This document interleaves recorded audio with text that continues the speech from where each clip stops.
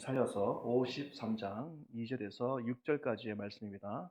이사야 53장 2절에서 6절까지 말씀, 구약성경 1033페이지에 있습니다.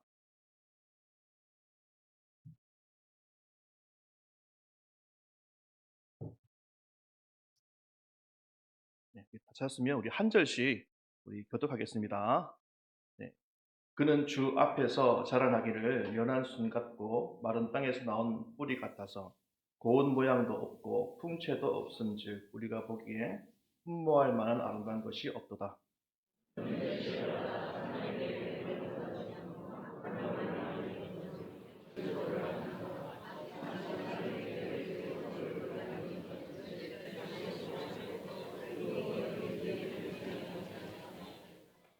그는 실로 우리의 질고를 지고 우리의 슬픔을 당하였거늘 우리는 생각하기를 그는 징벌을 받아 하나님께 맞으며 고난을 당한다 하였노라.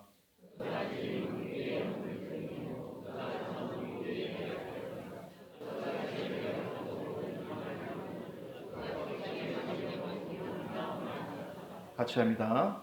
우리는 다 양 같아서 그릇 행하여 각기 제 길로 갔거늘 여호와께서는 우리 모두의 죄악을 그에게 담당시키셨도다.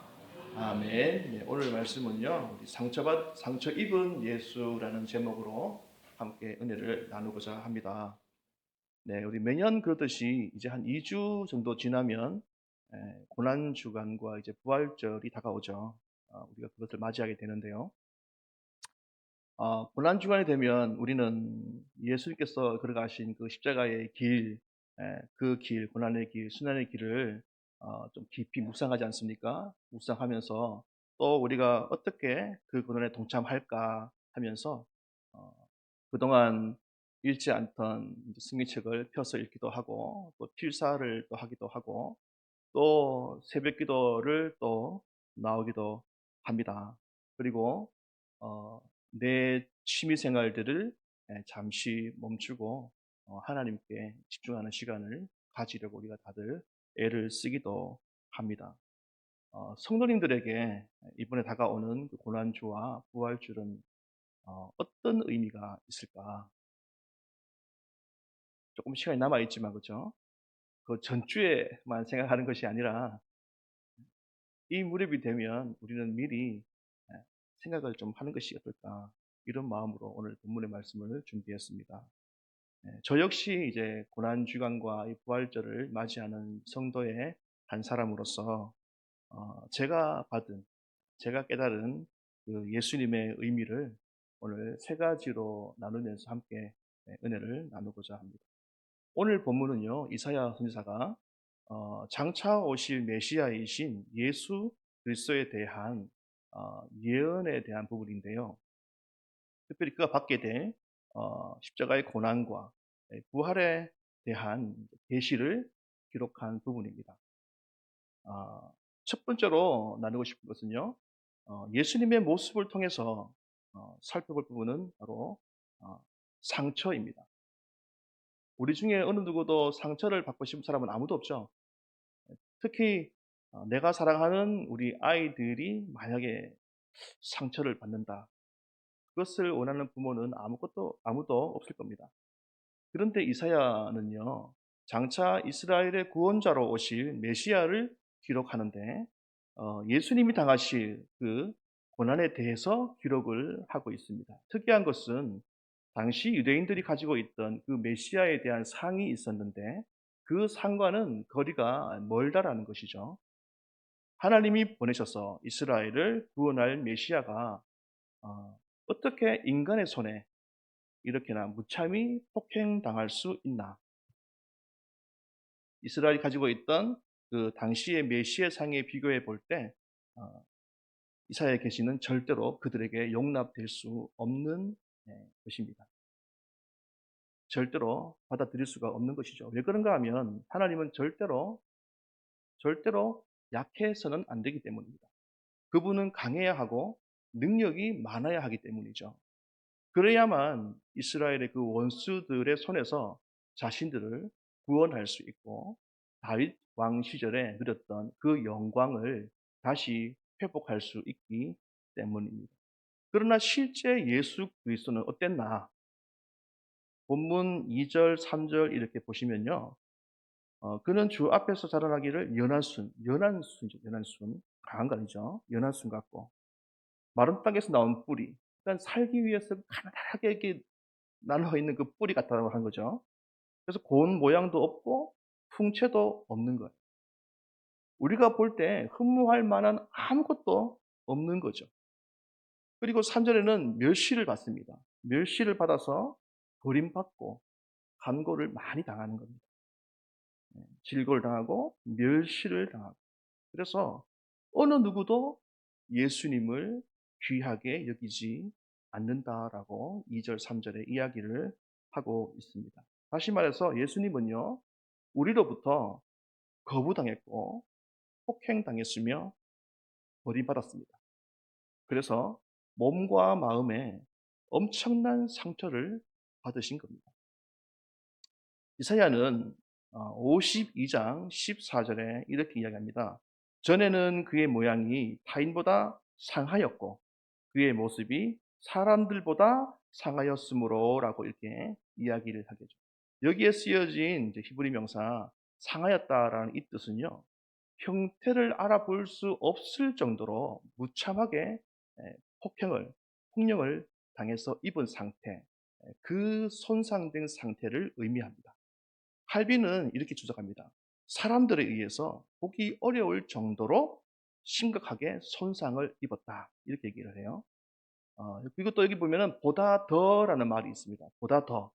이 표현을 사용한 것은 예수님이 사람들보다 더 처참하게, 그래서 우리가 볼 수 없을 만큼 아주 흉측하게 폭행을 당했고 그 고통과 고난을 견디고 있는 그 모습을 보여주고 있는 것입니다. 왜 예수님은 인간에 의해서 이렇게 무참하게 짓밟히고 나약한 모습으로 이 땅에 오셨을까? 왜 예수님은 고운 모양도 없고 풍채도 없고 가난한 목수의 아들로 이 땅에 오셔야만 했을까? 평생을 고아와 과부, 가난한 자와 병든 자들의 친구가 되었을까? 왜 예수님은 하나님의 저주를 받아서 나무에 달려 죽어야만 했을까? 예수님의 그 마지막 모습은요, 정말 처참했죠. 로마 군인들의 그 군하에 짓밟혀서 침뱉음과 또 모욕을 당하면서 온 몸과 얼굴이 터지고 예, 살점들이 찢겨난 그런 조롱받는 신의 모습으로 처참하게 죽었습니다. 그런 모습을 사람들이 볼 때 과연 누가 예수님을 신이라고 이렇게 이야기할 수 있겠습니까? 누가 예수님의 말씀을 하나님의 아들의 그 말씀으로, 진리의 말씀으로 들을 수 있고 또 그것을 믿고 따를 수가 있겠습니까? 절대로 없는 겁니다. 자신의 약점을 숨기고 강함이 최고라고 믿는, 최선이라고 믿는 사람들에게는요, 예수님은 절대로 신이 될 수가 없는 겁니다. 그 틈에 서서라는 책이 있습니다. 제가 준비한 것은요, 그 책 중에 한 부분인데요. 제가 한번 읽어 드릴게요. 우린 틈을 보여주지 않으며 산다. 살다가 빈틈이 보이면 메워서 말끔히 자신을 만들어 낸다. 사람들은 빈틈이 없어지는 것을 성장이라고 말한다. 경기에서는 빈틈을 보이면 보이는 순간 상대의 일격을 받는다. 삶을 전쟁이나 경기처럼 살아가는 사람은 그래서 생사를 걸고 빈틈을 메우려 한다. 빈틈이 없어질 때 비로소 그 누구도 함부로 덤비지 못하는 내가 되어 자신을 평안히 지킬 수 있을 것이라 믿으면서 말이다. 하지만 과연 빈틈 없는 상태가 되는 것이 정말 성장하는 것인가? 어른이 된다는 것은 실수 없고 흠잡을 데 없는 사람이 되는 것인가? 겨울을 물러가게 하는 봄 기운은 틈 사이로 불어오고 생명의 대지 위에 편안함을 위해 부어놓은 아스팔트도 오래되면 균열이 생기고 그곳에서 생명이 다시 숨쉬기 시작한다. 이런 내용인데요. 이 빈틈은요, 우리를 나약하게도 보이고 쓸모없거나 한심하게 보이게도 합니다. 때로는 빈틈 때문에 우리가 겪게 되는 많은 어려움들이 있죠. 왕따를 당하게 되거나 또 사회적으로 폭력을 당하게 되기도 합니다. 빈틈은 나에게 상처이기도 하고 또 두려움이나 괴로움이기도 합니다. 그래서 우리는요, 이 빈틈과 함께 살아가는 것을 싫어하죠. 그 상처를 어떻게든 메우려고 하는 겁니다. 그러나 정말 중요한 것은요, 이 생명은요, 그 틈을 통해서 시작된다는 것입니다. 당시 이스라엘은 메시아가 자신들을 로마의 압제에서부터 해방시키고 강력한 힘으로, 강력한 능력으로 자기들을 다스려 줄 것을 믿으면서 기다렸습니다. 그러나 예수님은요, 이스라엘의 해방자로 이 땅에 오신 것이 아니었죠. 그분은 우리의 죄를 담당하기 위해서 이 땅에 오셨습니다. 그래서 본문 6절, 이제 11절 보면요. 하나님은 예수님에게 우리 죄의 책임을 전가했다라고 말을 해요. 우리는 다 양 같아서 그릇 행하며 각기 제 길로 갔거늘 여호와께서는 우리 모두의 죄악을 그에게 담당시키셨도다. 또 11절 이렇게 하반절에 보면 또 그들의 죄악을 친히 담당하리로다라고 이렇게 이야기를 하는 것입니다. 예수님께서 이 땅에 오신 분명한 목적이 있는 거죠. 그것은 이스라엘만을 위한 어떤 왕으로서 어떤 능력을 가진 어떤 그런 왕으로서 오신 것이 아니라 온 인류의 죄악을 담당하기 위해서 이 땅에 오신 것이죠. 그래서 예수님은요, 요단강에서 세례 요한에게 세례를 받던 그 순간 우리 죄의 책임을 다 전가받으시는 것입니다. 그리고 그 죄를 짊어지고 물속으로 들어가시는 거죠. 완전하신 하나님이 물속으로 들어가시는 그 순간 어떻습니까? 자신에게 틈을 허락하시는 겁니다. 하나님이 물속에서 숨죽이고 있을 그때에 완전한 그 하늘에 틈이 생기는 거죠. 그 틈 사이로 하나님의 그 영이 그리스도 위에 오신 것입니다. 그리고 다시 십자가에서 우리 죄를 위해 죽으실 그때에 거룩한 것과 속된 것을 구분했던 그 성소와 승소의 그 휘장을 위에서부터 아래로 찢어버리시는 것이죠. 예수님은 하나님이셨지만 인간의 손에 자신을 주심으로 자신에게 오점을 만드시는 겁니다. 그리고 그 오점을 통해서 우리를 구원할 생명의 틈을 만드시는 거죠. 성령은 바로 갈라진 그 하늘의 틈을 통해서 우리에게 임하시는 것입니다. 그래서 예수님을 믿는 우리에겐 더 이상 약점이나 오점이 있을 수가 없는 것이죠. 내가 가난하건 부자건 내가 외모에 자신이 있건 없건 아무 상관이 없는 것입니다. 내가 좀 스펙이 있던 없던 아무런 상관이 없는 거죠. 내가 다른 사람들보다 인생을 좀 빠르게 가든 느리게 가든 그것이 큰 의미가 없는 거예요. 왜 그렇습니까? 예수를 믿는 우리에게는요, 실패란 존재하지 않기 때문에 그렇습니다. 우리에게 상처란 있을 수가 없는 겁니다. 우리는 실패와 상처를 통해서 어떻습니까?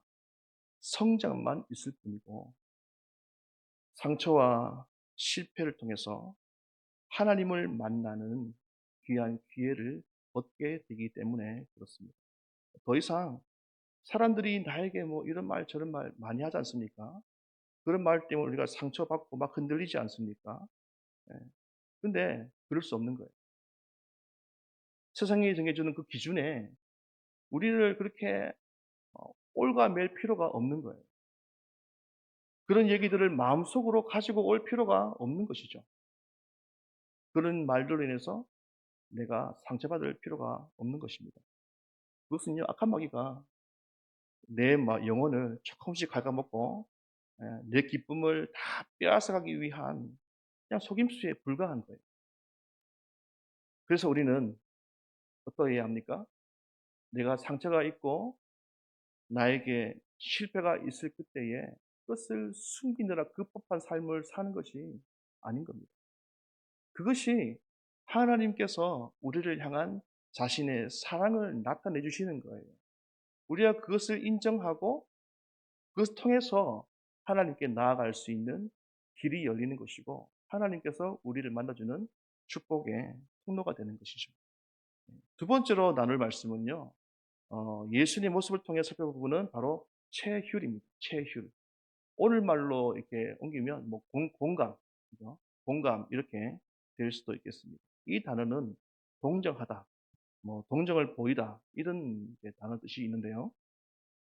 이 말은 그냥 말로만 전하는 어떤 그런 위로의 말이 절대로 아닙니다. 이사야는요, 7장 14절에 예수님의 탄생에 대해서 예언을 하는 부분이 있습니다. 이렇게 되어 있습니다. 그러므로 주께서 친히 징조를 너에게 주실 것이라. 보라, 처녀가 잉태하여 아들을 낳을 것이요 그의 이름을 임마누엘이라 하리라. 아멘. 임마누엘이 무엇입니까? 하나님이 우리와 함께 계신다. 네, 잘 아시지 않습니까? 하나님은 절대로 하늘에만 있는 분이 아니라는 말입니다. 본인은 거룩한 하늘에만 거하시면서 이 땅에 살아가는 우리들에게 뭐 이렇게 저렇게 이렇게 말만 하시는 분이 아니라는 거죠. 그리고 우리를 자녀라 말씀하시면서 우리가 무언가를 막 요청할 때만 그것만 이렇게 던져주는 그러면서 나는 사랑의 하나님이야. 나는 은혜가 충만한 하나님이야. 이렇게 말씀만 하시는 분이 아니라는 얘기입니다. 우리가 믿는 하나님은요, 정말 높고 높은 곳에, 거룩한 곳에 계시는 분이지만, 그분은요, 가장 낮고 천한 이 땅에 오신 분이지 않습니까? 뿐만 아니라, 우리보다 더더욱 더 심하게 고통과 고난을 당하시고, 우리의 삶과 고통을 완전히 이해하신 분, 완전히 체험하신 분이 바로 하나님이신 줄 믿습니다. 그래서 히브리서 4장 15절에는요, 이 하나님 께 이렇게 증언합니다. 우리에게 있는 대제사장은 우리의 연약함을 동정하지 못하실 이가 아니요 모든 일에 우리와 똑같이 시험을 받으신 이로되 죄는 없으시니라. 아멘. 하나님은 우리와 같이 되신 분입니다. 그리고 더 고통을 당하신 분이시죠. 우리가 짊어진 삶의 무게와 아픔을요, 완전하게 이해하신 분입니다. 그리고 우리를 공감해 주시는 분이죠. 뿐만 아니라 우리의 형벌을 대신 짊어지신 분이십니다. 그분이 누구이십니까? 우리의 아버지이신 거죠. 그러니 우리는 누구의 말을 들어야 합니까? 세상의 말이겠습니까? 하나님의 말이겠습니까? 당연히 하나님 말이죠. 그래서 우리는 어디에서부터 힘을 얻습니까? 세상의 것들입니까? 하나님입니까? 당연히 하나님이죠. 내가 돈이 좀 있다고 남을 무시할 수 없는 이유가 바로 여기에 있습니다. 혹은 내가 돈이 좀 없다고 그렇게 비굴하게 살 필요도 없는 것이죠. 왜냐하면 우리의 힘과 우리의 능력은 바로 예수님, 오직 예수 그리스도 그분께로부터 오기 때문에 그렇습니다. 그분만이 우리를 위로할 수 있고 그분만이 우리에게 새 힘을 줄 수 있는 분이기 때문에 그렇습니다. 그분이 우리를 위해서 무엇을 했습니까? 바로 십자가에서 죽으신 이후에 사흘 만에 부활하셨습니다. 그래서 우리는요, 그분을 기다리면서 그분만을 바라보면서 살아가죠. 그것을 우리는 부활신앙이다라고 우리는 이야기를 합니다. 내가 이 땅에서 비록 인정받지 못해도 충분히 위로를 얻지 못해도 그럼에도 여전히 하나님을 향해서 믿음으로 충성할 수 있는 것은 그분이 나를 아시고 나를 위로하시는 분이기 때문에 그렇습니다. 우리는 이렇게 교회 생활을 하면서도 하나님을 믿으면서도 어쩌면 아직까지도 사람의 말과 인정과 위로에 목말라 하고 때로는 그것을 더 크게 느끼는지도 모르겠습니다. 그래서 사람들이 나를 위로해 주지 않고 사람들이 나에게 인정해 주지 않고 또 사람의 사랑을 내가 받지 못하면 여전히 나는 허전한 것 같고 외로운 것 같고 또 힘들다라고 하면서 예, 살아가는 것이죠.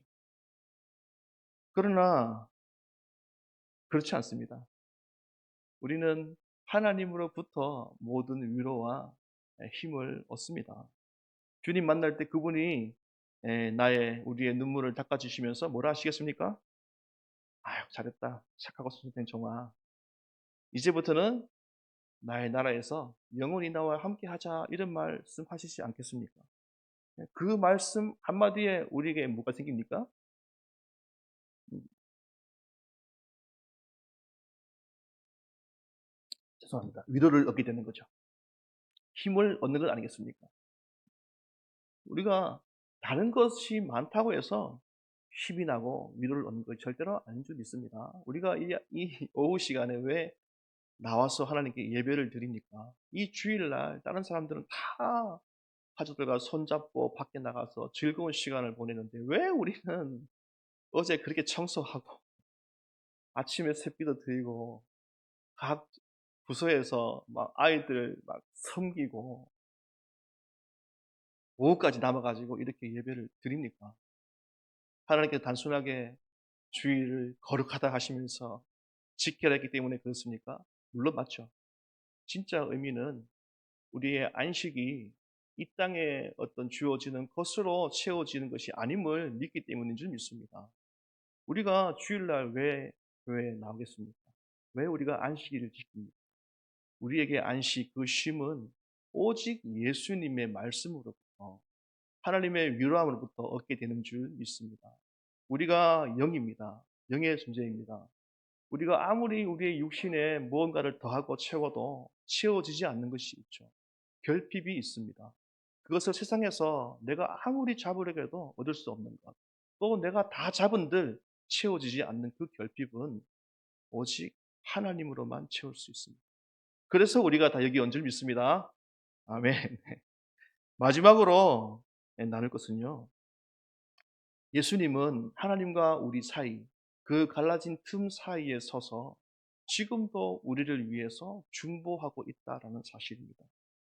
우리를요, 깊이 체휼하시기 때문에 우리가 어떤 존재를 너무나 잘 아시는 겁니다. 우리의 한계를 너무나 잘 아시는 거죠.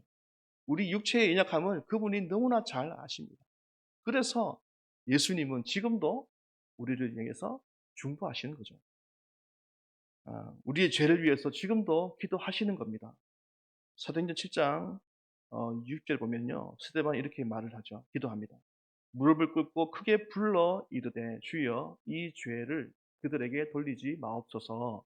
이 말을 하고 잡니다. 자는 거예요. 우리는 하나님께 가는 인생입니다. 이 땅에서 영원히 살지 않아요. 그것이 바로 부활신앙 아닙니까? 부활신앙을 믿는 사람은요. 이것을 분명하게 아는 겁니다. 우리가 아무리 힘들고 어려워도 우리가 낙심할 일들이 너무나 많이 있고 어떻게 하나님 나에게 이런 일들이 겪게 합니까? 이해할 수 없는 일이 너무나 많죠. 그러나 그러나 그럼에도 불구하고 우리가 힘을 낼 수 있는 것은 우리가 마침내 하나님 나라에 가기 때문인 것이고 그럼에도 불구하고 우리가 힘을 내어서 지금 이 스데반과 같이 자기를 죽이기 위해서 돌을 던지는 그 많은 사람들을 향해서 그가 할 수 있는 마지막 힘을 다 짜내어서 그들을 위해서 기도하는 그 기도. 주여 이 죄를 그들에게 돌리지 마옵소서. 이런 삶을 살 수 있는 것은 분명한 부활을 믿기 때문에 그렇습니다. 예수님께서 어둠의 권세를 이기심으로 얻은 것이 바로 하나님의 권세입니다. 그러나 그 권세는요, 누군가를 억누르거나 빼앗는 그런 폭력이 아니죠. 그 권세는 우리를 위해서 핍박하고 저주하고 돌을 던지는 그 사람들을 향한 무한한 사랑과 희생입니다. 누가복음 24장 말씀에 이렇게 말씀이 있습니다. 하나님, 저들은 그들이 하는 것이 무엇인지 알지 못합니다. 그러니 그들의 죄를 그들에게 돌리지 말아 주십시오. 이것이 바로 예수님이 마지막으로 하신 기도 제목, 기도 아니겠습니까? 이 권세 있는 기도가 누구에게 있습니까? 바로 교회인 우리에게 있습니다. 그러니 우리는요, 우리의 삶을 어떻게 살아가야 하겠습니까? 분명하죠. 스데반이 했던 것처럼, 예수님이 했던 것처럼, 죽기 전에 우리를 위해 사신 그 기도문처럼 우리 역시 그런 기도를 하는 삶을 사는 것입니다. 예. 제가 이제 고난 주간과 또 부활주일을 이렇게 몇 주 앞두면서 이렇게 묵상하면서 제게 왔던 십자가의 의미는 바로 이런 것들이었습니다. 하나님은 늘 거룩한 곳에만 존재하시는 것이 아니라 우리와 같이 정말 낮고 천한 곳에까지 오셔서 우리의 모든 것들을 다 공감하시고 체휼하시며 또 그뿐 아니라 우리의 죄악을 대신 짊어지신 분, 지금도 우리를 위해서 그 사랑을 계속 가지고 있으면서 중보하시는 분, 그 사랑이 끝이 없고 한이 없는 분, 마지막 자기의 생명이 죽어가면서도 모든 것을 다 우리를 위해서 주신 그 예수님의 그 사랑, 하나님이 계시면서 자기에게 오점을 남기신 그 틈을 남기신, 그러나 그 틈을 통해서 우리에게 생명을 살아날 수 있는 새로운 길을 주신 그 예수님, 그것이 제게 다가온 십자가의 의미입니다. 네, 마무리합니다. 우리는 모두 고통의 시대를 살아가고 있습니다. 너무나 고통스러워서 때로는 서로가 서로에게 상처를 줍니다. 또 상처를 받기도 하죠. 그러면서 힘겨운 삶을 살아갑니다. 그러나 오늘 이사야의 이 말씀은요, 우리에게 많은 힘과 위로를 줍니다. 자신의 몸을 찢고 터뜨려서 우리를 위해 아낌없이 주신 그 예수님, 자신에게 오점을 남기신 그 예수님, 그 틈을 통해서 우리에게 생명의 길을 열어주신 그 예수님, 그렇다면 교회인 우리는 어떻게 살아가야 할 것인가? 우리는 이 고난주간과 부활절을 어떤 마음으로 준비하고 맞이해야 할 것인가? 개인주의가 너무나 만연한 시대에 다들 힘들고 어려운 이 시대 속에 살아가는 수많은 사람들, 그 속에 하나님의 교회인 우리가 있습니다. 우리가 그 교회가 이 시대와 함께 공존하고 있습니다. 산불이 나서 전국이 고통 가운데 있고 수많은 사람들이 죽고 안타까운 가운데 있죠. 예. 이념과 사상 가운데에서 동과 서와 남과 북이 갈라져 버렸고, 정말 안타까운 것은 하나님의 교회가 또 그 이유 때문에 갈라지고 있다는 것입니다. 하나님의 교회가 무엇을 하는 것입니까? 무엇을 해야 합니까? 이념과 사상으로 서로를 삿대질하면서 서로 욕하는 것이 바로 교회입니까? 내 주장이 옳다고 계속 주장하는 것이 교회가 해야 할 일입니까? 아닙니다. 절대로 아닙니다. 우리는 오늘 이 예수님의 희생과 사랑을 다시 한 번 더 기억할 필요가 있습니다. 우리뿐만 아니라 이 한국의 교회가 다시 예수님의 사랑과 그 희생을 기억할 필요가 있습니다. 그리고 그것을 우리의 삶의 근간으로, 목표로 삼아야 할 필요가 있습니다. 같이 서서 서로 삿대질하면서 싸우는 것이 교회의 원래의 모습이 아닙니다. 우리는 절대로 심판자의 자리에 설 수 있는 사람들이 아닌 것입니다. 우리는 하늘의 미랄이 되는 것입니다. 우리는 썩어져 가는 것입니다. 그 자리에서 모든 아픔과 고통을 내 가슴으로 안고 하나님께 기도하는 것입니다. 그 속에서 고통하는 자들에게 하나님의 위로를 알려주는 것입니다. 진짜 무엇이 생명의 길인 것인지를 알려주는 것이 우리 교회가 해야 할 사명인 줄 믿습니다. 또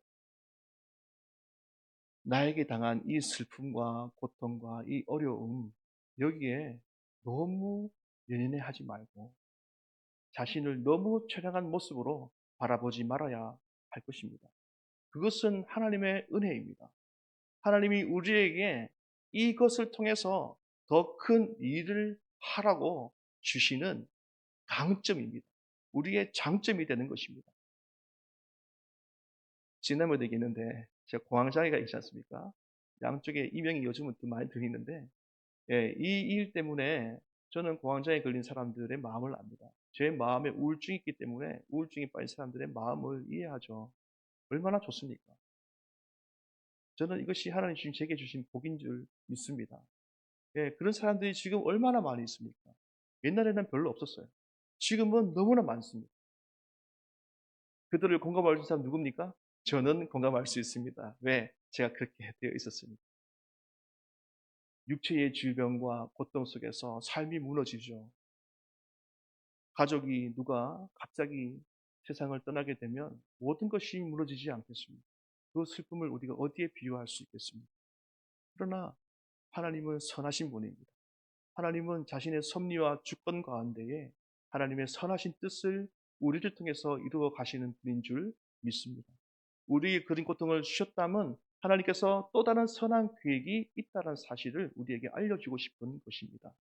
그런 분들은 더 이상 자신의 어려움을 더 생각하지 말고 이것이 하나님께서 나를 향한 새로운 축복의 길이구나, 통로구나라는 사실을 다시 한 번 더 깨달으면서 하나님께 기도하고 그것을 강점으로 사용해서 마침내 나와 똑같은 그런 사람들을 살려내는 축복의 도구로 사용했으면 좋겠습니다. 가난한 자들이 가난한 자들의 마음을 압니다. 장애인들이 계단을 올라가는 것이 얼마나 힘든 것을 알아요. 그런 분들이 또 그런 사람들을 섬길 수 있는 것입니다. 우리에게 실패나 상처는 더 이상 실패나 상처가 되지 않습니다. 이 모든 것은 하나님을 만날 수 있는 축복의 통로요. 또 다른 사람들에게 하나님을 만나게 해줄 수 있는 축복의 통로가 될 줄 믿습니다.